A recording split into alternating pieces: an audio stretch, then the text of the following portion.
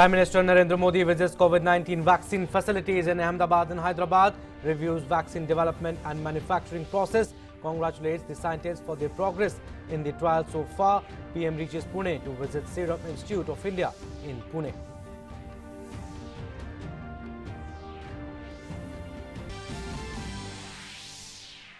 India continues its progress on COVID-19 fight. Active cases remain below 5 lakh. Active caseload remains below 5%.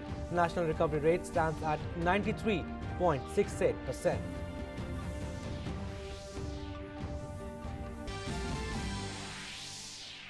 Jammu and Kashmir witnesses the first election after Article 370 abrogation and reorganization. First phase of Maiden District Development Council polls held for 43 seats.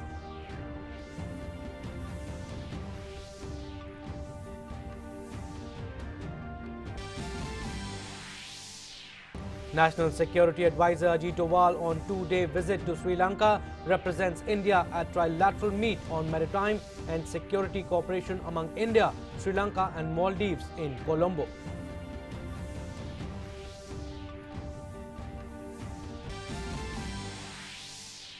And in sports, India to face Australia in the must-win second ODI tomorrow in Sydney. The visitors trailed the three-match series 1-0 after losing the first match by 66 runs in a high-scoring encounter at the SCG. Namaskar, I'm Abhishek. Let's start with our top story. India is a forerunner in the search for COVID-19 vaccine, with ICMR, NIV and Bharat Biotech indigenously developing Covaxin, and several other firms as well as institutes entering into tie-ups with global vaccine developers. Prime Minister Narendra Modi is personally reviewing the vaccine development and manufacturing process. In the series, he is visiting 3 cities today. He visited the Bharat Biotech facility in Genome Valley in Hyderabad. He was briefed about their indigenous COVID-19 vaccine at the Bharat Biotech facility in Hyderabad. Prime Minister congratulated the scientists for their progress in the trials so far.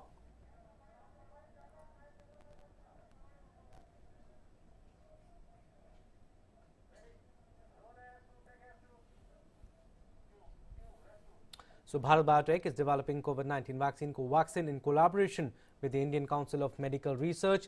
Phase 3 clinical trials of the vaccine candidate had commenced recently. Prime Minister greeted people before leaving from Bharat Biotech facility in Hyderabad. And Prime Minister congratulated the scientists for progress in trials. PM in a tweet said, and I quote, "The Bharat Biotech facility in Hyderabad was briefed about their indigenous COVID-19 vaccine. Congratulated the scientists for their progress in the trial so far. Their team is closely working with ICMR to facilitate speedy progress."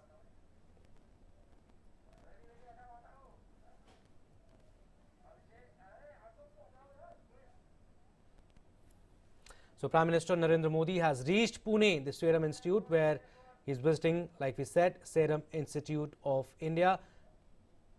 So, these are the shots that we are showing you that came in a while back. He visited first at the Zydus Biotech Park in Ahmedabad, and then in Hyderabad in the afternoon he reached.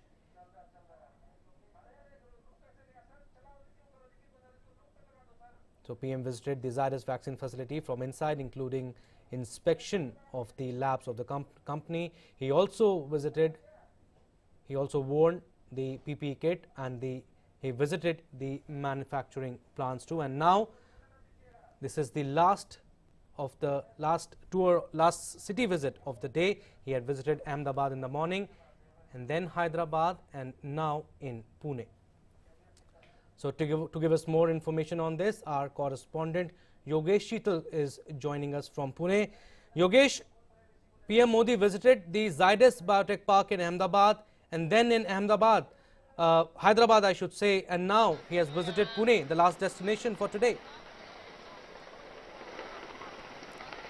Yeah, right. You can see the chopper is already here, and at any point in time he'll be landing here in Serum Institute of India. This is the third leg of his one-day visit in Pune. We know that this is very important visit of Prime Minister in the time of COVID-19 because he himself is coming to review the situation, to understand the developments that are underway at different, at all the three firms. And Prime Minister has in fact reached here. You can see chopper has landed here. And there are three events in Serum Institute. The first he'll hold meeting with the officials and also scientists of this firm, and later on he'll be also visiting the entire plant to understand the situations, the developments, and also review the preparedness of the vaccine. What are the steps under which the trial would be conducted, because we know that there are 7 firms which have been authorized by the Central Drug Board Standard Authority to analyze and to manufacture this COVID-19 vaccine. And the Covidshield basically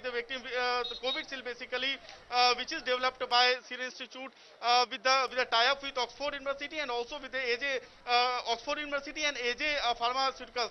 So the overall developments will be reviewed by the Prime Minister of India, and this is definitely very important day for the fight against COVID-19, which India and across world is fighting with COVID-19 at this point in time. So Prime Minister landed here, and we can expect that after a few minutes the entire events would be started. Yeah.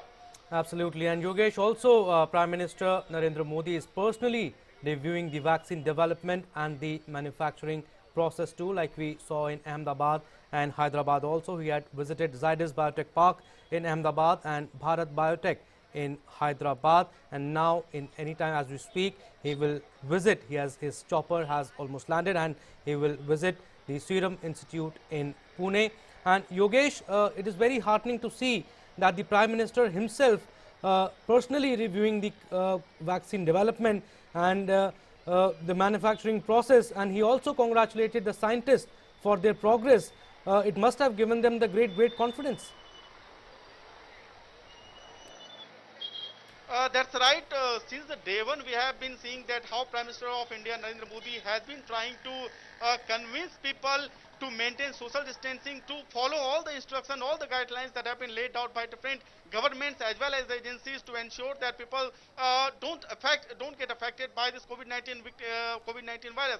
Also, we had seen that how central government and also state governments, they are working to ensure that the minimum loss could be done, because we know that a lot of lives have been taken by COVID-19, and Prime Minister since the day one has himself involved in all the developments, and he has now he is taking the first-hand review meeting, first-hand experience, first-hand he will understand all the procedures, because recently we had also seen the Prime Minister held number of meetings with all the chief ministers of different states to understand that what would be the process of manufacturing, what would be the process of distribution, what would be the process of administrating entire things. So there are a number of challenges. We know that India is a very diverse country, very big country. The temperatures are different, the climates are different, the geographical things are different. So in those circumstances, how to handle these things, and when the COVID vaccine, which is currently phase 2 and phase 3 trials are underway at different locations. So at this point in time, when the vaccine would be ready, then what would be the most convenient way to serve the people, serve the common people who have been fighting COVID-19 since the 11.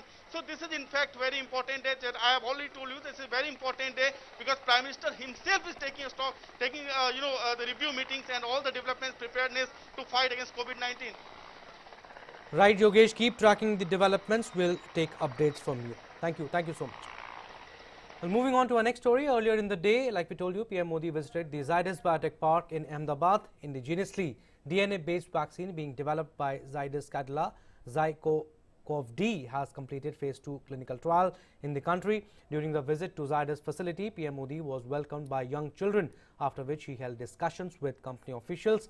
The discussion at the facilities was aimed at helping Prime Minister to get a first-hand perspective of the preparations, challenges and also the roadmap in India's endeavour to vaccinate its citizens.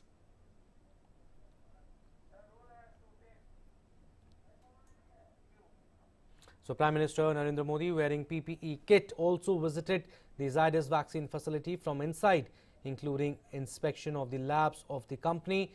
Later in a tweet, he complimented the team behind this effort for their work. He assured that the government is actively working with them to support them in this journey.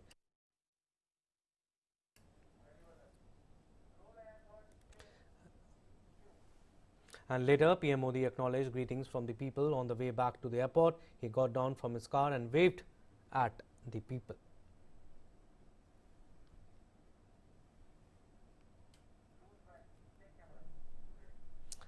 In another development, the Russian Direct Investment Fund and Hetero, one of India's leading generic pharmaceutical companies, through its biologics arm, Hetero Biopharma, have agreed to produce in India over 100 million doses per year of the world's first registered vaccine against the novel coronavirus infection, Sputnik V.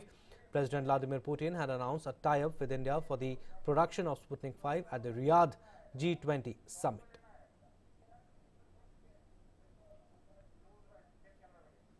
And India continues its trend of the daily new recoveries and continuous decline in the average daily cases. Yesterday, 41,452 recoveries were recorded, taking the cumulative total of recovered patients to 87,59,969. And with this, the recovery rate currently stands at 93.68%. India's three-pronged strategy of test, trace and treat is proving to be a great success, and the fatality rate has dropped to 1.46%, with 1,36,200 deaths recorded so far. And the number of active COVID-19 cases in India stands at 4,54,940, which is 4.87% of the total cases reported so far.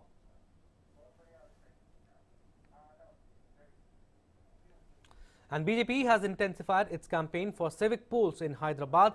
Uttar Pradesh Chief Minister Yogi Adityanath held a massive road show in Malkajgiri in Hyderabad for city civic polls.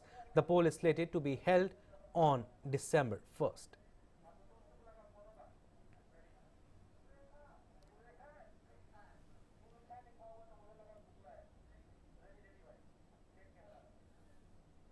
Right, to give us more information on this, Surekha joins us live. Surekha, Uttar Pradesh Chief Minister Yogi Adityanath visiting Hyderabad and taking up the responsibility of campaigning for BJP for the upcoming Greater Hyderabad Municipal Corporation polls.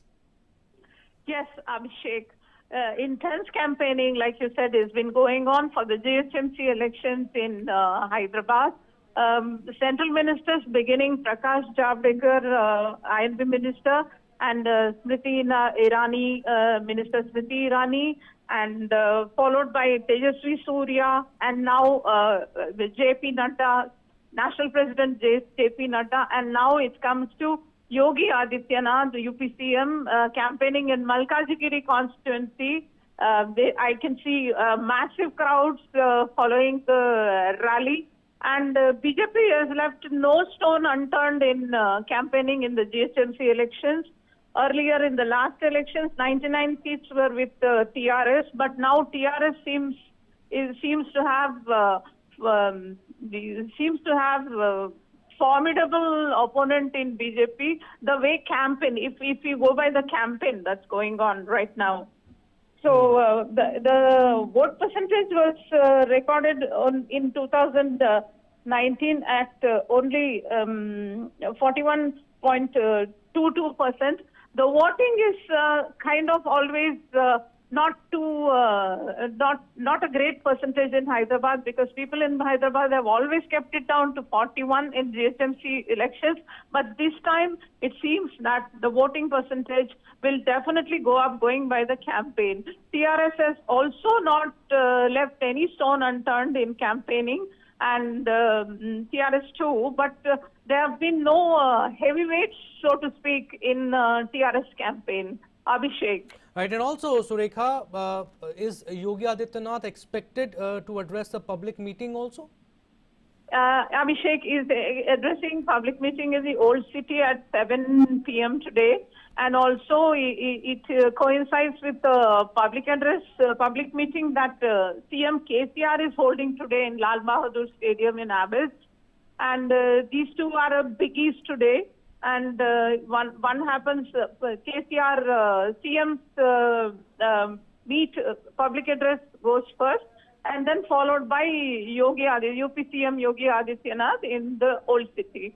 Right. The whole Hyderabad is looking forward to it, and Hyderabad is absolutely looks festive with the campaigning, if we can use that word, Abhishek. Right, thank you, Surekha. Thank you for giving us those updates. And the voting will be held, like Surekha said, in 150 wards on December 1st in the GHMC polls. Right. Moving on to our next story, in the Union Territory of Jammu and Kashmir, polling for the first phase of District Development Council elections was held amid tight security arrangements.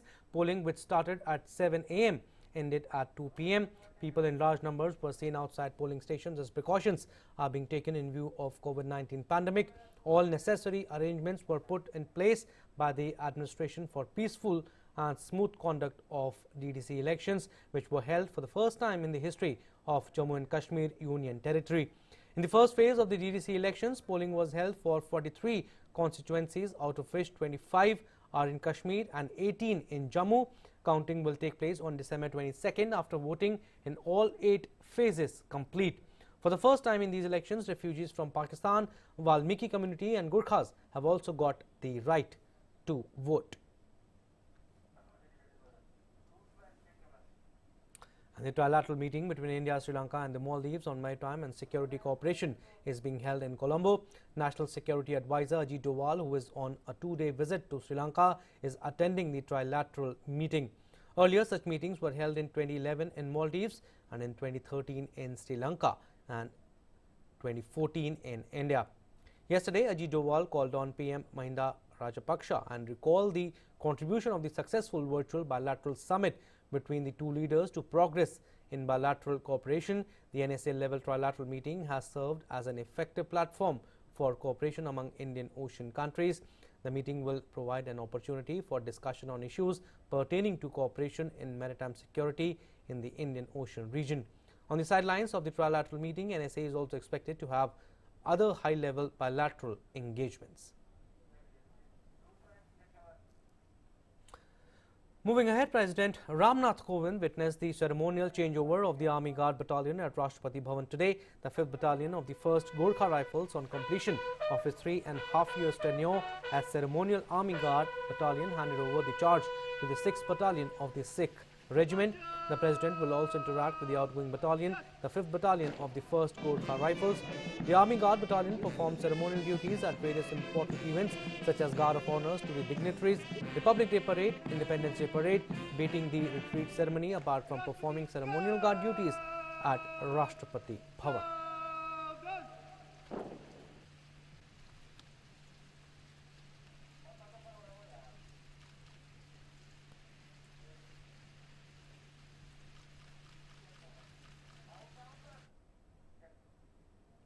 In Kerala, passing out parade at Ezimala Naval Academy was held at Kannur. Army Chief General M.M. Narvane reviewed the passing out parade.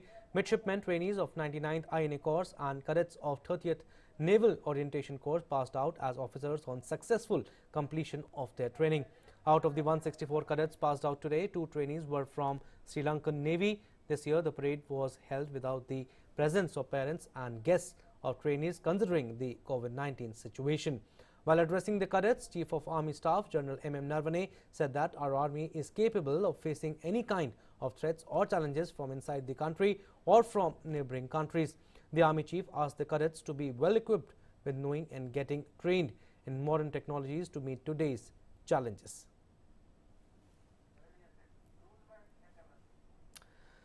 And India generates tons of thermocol and plastic waste every day. What if these can be successfully converted to products to be used in our day-to-day life?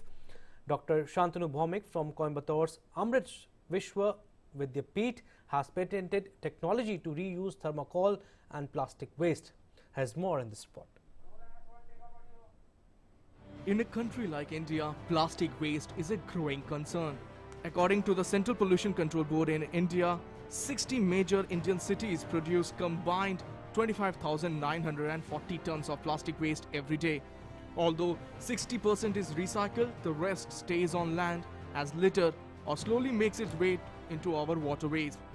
In order to fight this menace, Dr. Shantanu Bhaumik, professor at the School of Engineering in Amrita Vishwa Vidyapeeth in Coimbatore, has found a novel solution, creating products made from non-recyclable plastic and thermocol that could also solve the problem of affordable housing for millions of Indians.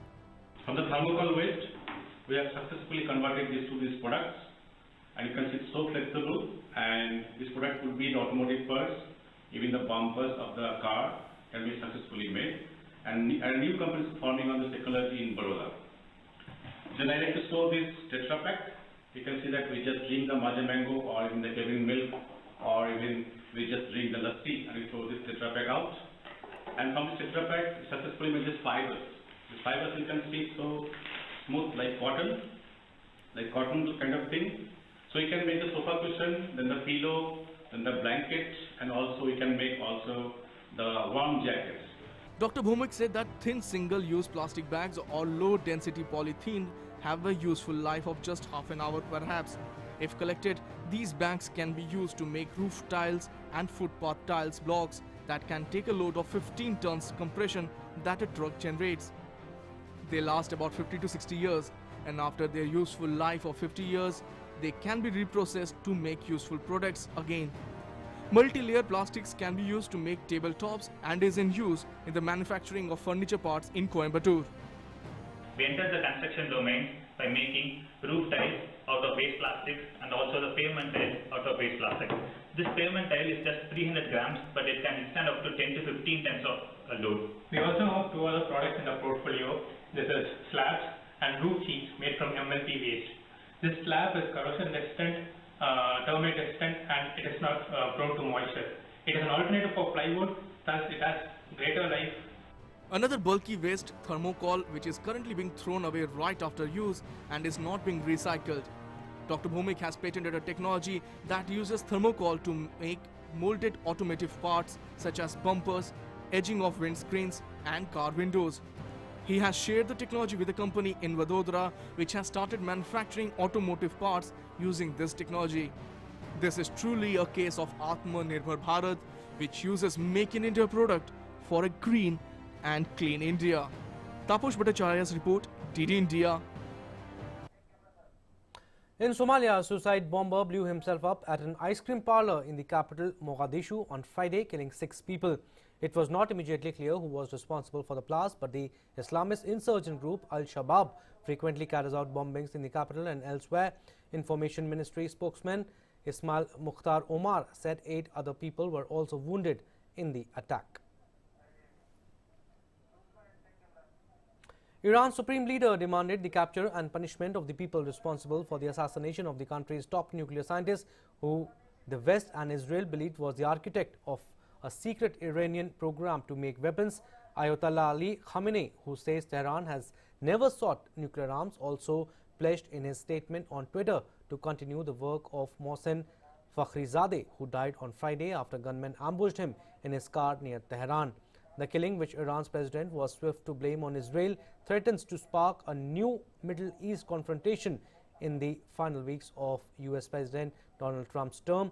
Describing Fakhrizadeh as a martyr, Khamenei said in his Twitter post that Iranian officials must take up the task of pursuing and punishing the perpetrators of this crime. Well, that's all we have in this news bulletin. Stay tuned for more news and updates. Namaskar.